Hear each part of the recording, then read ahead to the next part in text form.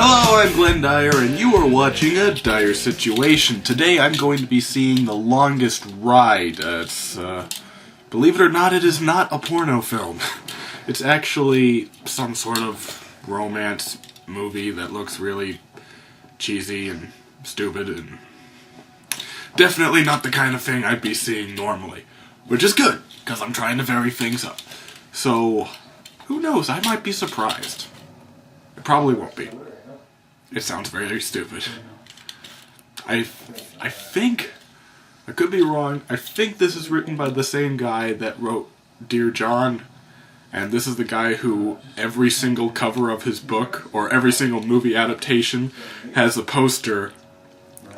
Every single movie adaptation of his books has a poster featuring a man and a woman embracing each other. Every single one.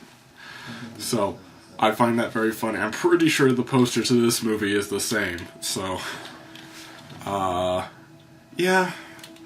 I think, starting to wonder if I should get a new hobby. Just kidding, I'm never gonna leave this. We'll see. See you soon.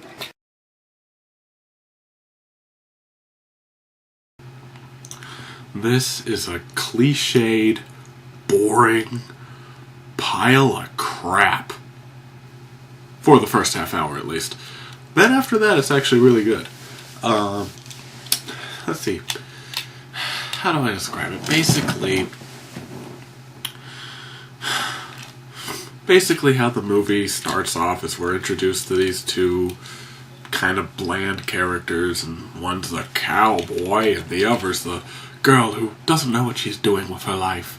And both of them are insecure and need each other to fit, but they can't because the girl is leaving for New York in 2 months, and the romance just can't last. They're from two different worlds.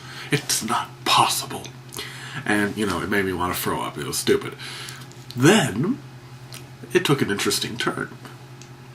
They,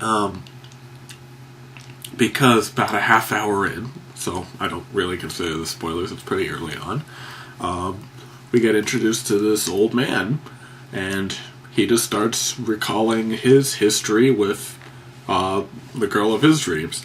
And that story is actually pretty fun to watch and interesting.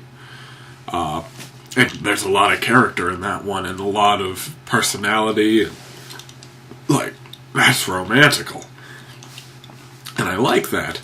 In fact, it's actually so good. It has certain elements that tie into the present-day romance, and they just kind of link together, and it brings up the main storyline. It's actually really clever.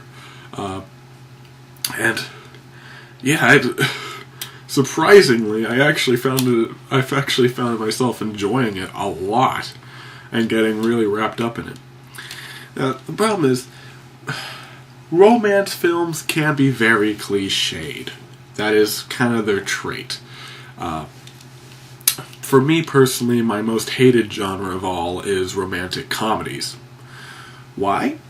Well, a cliched romance is still a romance. There's still a man and a woman falling in love, or two people falling in love.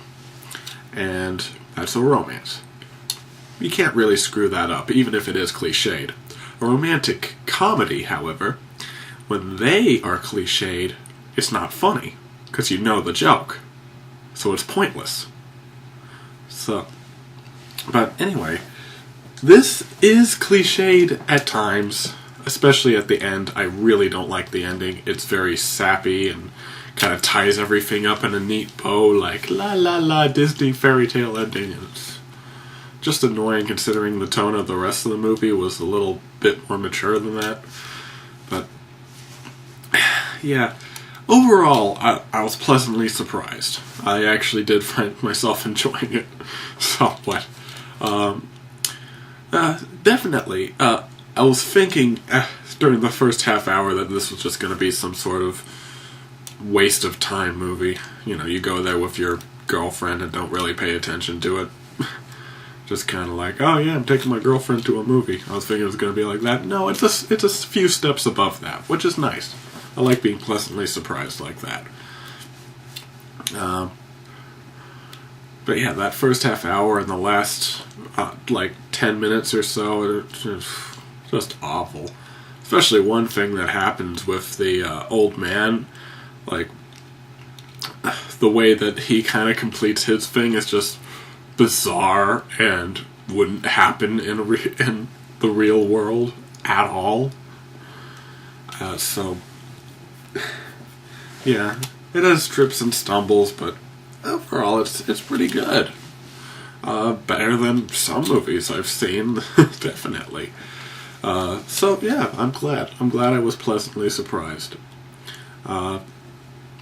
Anything else to mention? I don't think so. So yeah, if you're interested, I'd go see it. It's not for everybody, of course, but definitely above medium is what I'd call it. It's better than most can accomplish. So until next time, I'm Glenn Dyer, and you have been watching a Dyer Situation.